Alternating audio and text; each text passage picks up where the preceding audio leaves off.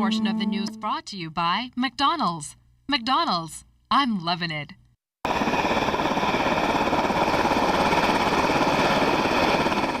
$500,000 worth of drugs brought into the capital last night on board that U.S. Coast Guard helicopter. This is video you'll see on just one station.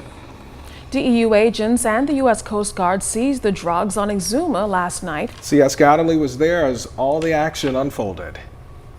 Police have 3 men in custody in connection with the country's latest drug bust. Officers from the Drug Enforcement Unit retrieved 500 pounds of suspected marijuana with an estimated street value of $500,000, and a U.S. Coast Guard helicopter flew the drugs to the capital Monday night. DU's Commander Superintendent Samuel Butler says the discovery was initially made around 2:15 p.m. in the Williamstown area and was a joint venture between DEU and police on Exuma. We were able to search an unoccupied home and found a large quantity. Nearby in the area, we were able to observe several young men running away from that zone. They were captured. They are now in our custody. We will be conducting an investigation into the matter.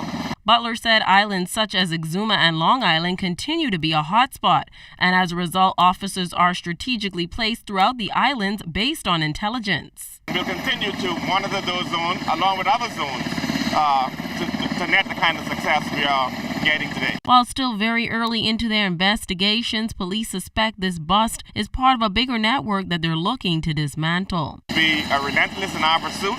We know that there are other portions of this contraband out there. We're not going to give up until we get every pound into the police custody. Again, DEU officials are urging Bahamians, particularly young Bahamians, not to engage in this type of activity because they will be caught. Scieska Adderley, ZNS Network News. In other news, industrial unrest brewing at the gaming board. Today, gaming board employees staged a demonstration hoping to have their demands met. Fern Carey has this. Gaming board employees protested peacefully outside their workplace Tuesday in order to bring attention to a list of concerns, including unpaid overtime and holiday pay, overdue increments, and what they say are unsafe working conditions. President of the Bahamas Public Services Union, John Pinder, said the workers just want to be paid money's owed. We had agreed in the 2005 industrial agreement that the persons would have not received the normal increment. We were moving to the high performance evaluation to just try to motivate staff to just not just work for the normal increment, but to go above and beyond the call of duty with perfect attendance and perfect punctuality so that they can get as much as a double increment. That was agreed to. We never really worked out the formula for it, and so as a result of that, we had to revert back to the normal increment. They're still waiting to be paid for those increments. Okay? 2013, they have now completed the performance evaluations. Persons still have not been paid. Spoke to the Permanent Secretary yesterday, who was saying to me that they'll be paid in short order, no specific date. And with renovations underway to the building where the gaming board is housed, Pinder is concerned about employee safety. He noted that 2 gaming board workers have already been injured on the job. Adverse working conditions, but we asked them to bear with the gaming board because we know the importance of their jobs here, but they have to perform. But it is wrong when they even hate to just sign off on a form so that they can get the kind of benefits she's deserving from NIB. That's problem number 1 with 2 persons here, the working condition and the 2 persons. I'm asking gaming board to please quickly send that lady's form to NIB so she can be properly taken care of. The lady is still walking with a very bad limp as a result of a broken ankle going down these stairs. Pinder noted that some 40 inspectors on Bimini and here in the capital have been working for over a year and are still waiting to be confirmed. There was supposed to only be, according to our industrial agreement and the Employment Act, after 6 months they're supposed to have been able to be confirmed in their positions. Still waiting. More than a year has passed. Meantime, these gaming board workers are calling on the government to address these issues urgently, particularly as it relates to back-to-school expenses with school opening on Monday. Fern Carey, ZNS Network News. Well, we reached out to the minister responsible for gaming, the Honorable Obi Wilchcombe, but we were unsuccessful. In other news tonight, considering the wave of crime affecting the country, the Governor General, Her Excellency Dame Marguerite Pindling, says the country's founding father, the late Sir Lyndon Pindling, would be extremely disappointed with where the country is headed. Dame Marguerite made the observation as she and Minister of Foreign Affairs and Immigration, the Honourable Fred Mitchell, along with a small group, gathered to remember Sir Lyndon on the anniversary of his death. Cleopatra Murphy has the story. Carrying on a tradition, Governor General Her Excellency Dame Marguerite Pindling commemorated the death of the father of the nation, the Right Honourable Sir Lyndon Pindling, with the annual wreath laying at St. Agnes Graveyard. On this, the 14th anniversary of his death, Dame Marguerite says Sir Lyndon, who succumbed to prostate cancer in August 2000, would have been disappointed with the violent wave of crime hitting the nation. She says it is not too late to realize his vision of a national youth service. We can start and see if we can't do something with our young men, because they're coming extinct. There'll be no husband for my granddaughters if they continue the way they're going, but it's not too late.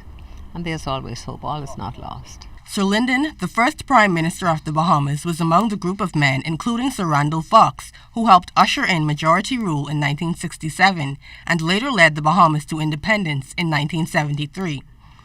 Dame Marguerite says after his many years of sacrifices, young people must be taught about his contributions to nation building. It's up to the parents now to teach the children there was someone who saw fit, who wanted a better way for his people, who sacrificed himself and his family to give us the kind of life that we are enjoying today, because the young people think that the way we live today, we've always lived this way. But we came through blood, sweat and tears. Minister of Foreign Affairs and Immigration, the Honourable Fred Mitchell, was also present to give respects to Sir Lyndon. He described Sir Lyndon as the man who invented the modern Bahamas and says it is important to remember those on whose shoulders we stand and who made our many freedoms possible. All of these things that we now enjoy in the modern state are due in large measure to the work of Sir Lyndon Pindling and his colleagues in that 1967 generation. They left a wonderful legacy, and we are seeking to build upon it. And so it's important for us to remember. Mr. Mitchell says as time goes by, it becomes harder to remember, and through efforts like National Heroes Day and Majority Rule Day, government is attempting to impart in the minds of the public the importance of the roles of men like Sir Lyndon and their contributions to the development of the Bahamas. Cleopatra Murphy, ZNS Network News. Officials from the Bahamas Down Syndrome Center on Village Road were hoping to set up for the start of the new academic year next week, but instead they're now having to find a new building to facilitate Bahamians of all ages with special needs. A few weeks ago, President of the BDSC received a letter from Queen's College requesting them to vacate the premises due to parking concerns. LaDawn Davis visited the center today and has the details. I just feel it's very sad that our children should suffer from incidents that they weren't even a part of. After providing quality services to at least 40 students with special needs, President of the Bahamas Down Syndrome Center, Cheryl Newell, claims it's disheartening to learn that even after a bill was passed to assist persons with disabilities, they now have to vacate a center they have called home for many years. She described the abrupt eviction notice reportedly issued by Queen's College executives due to irreconcilable differences as petty and quite disturbing. We've never had any confrontation, and we've worked along with everybody here at Queen's College with no conflicts at all.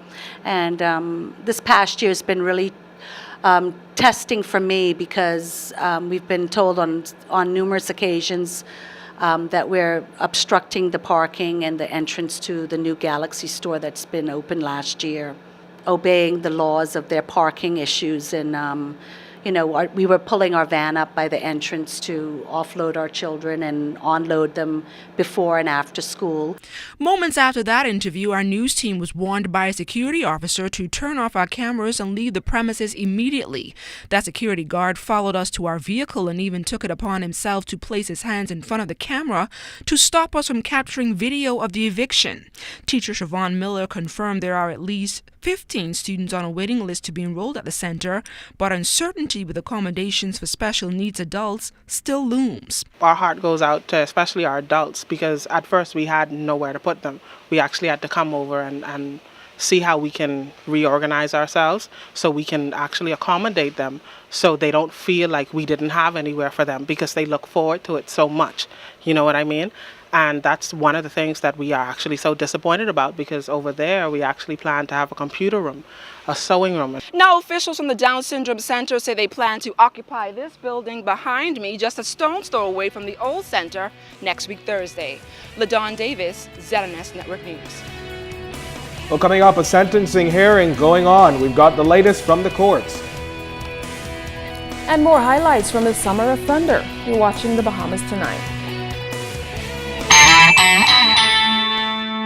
This portion of the news was brought to you by McDonald's.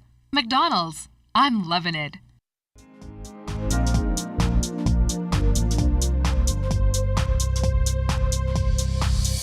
This is your Royal Fidelity Business News. I'm Scieska Adderley. The Bahamas Bowl is one of the newest American football bowl games set to debut on December 24th in Nassau. Will be sponsored by Popeyes Louisiana Chicken. The Popeyes Bahamas Bowl will feature Division I teams from the MAC and Conference USA. The Popeyes Bahamas Bowl will be the first bowl game played outside the United States since the 2010 International Bowl in Toronto, and the first FBS Bowl game played outside the U.S. and Canada since 1937.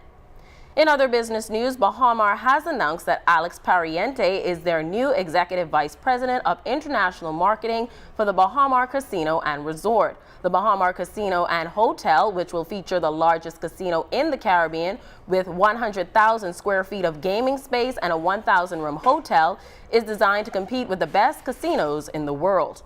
And in international news, investors are focused on Malaysia Airlines this week, with the financially troubled carrier revealing its latest earnings. The firm is also widely expected to make an announcement on plans to restructure. Malaysia's state investment fund and majority shareholder is proposing a major overhaul in a bid to save the carrier. The potential reforms reportedly range from a fleet reorganization and a new chief executive to broad job cuts. This has been your Royal Fidelity Business News. I'm Scieska Adderley.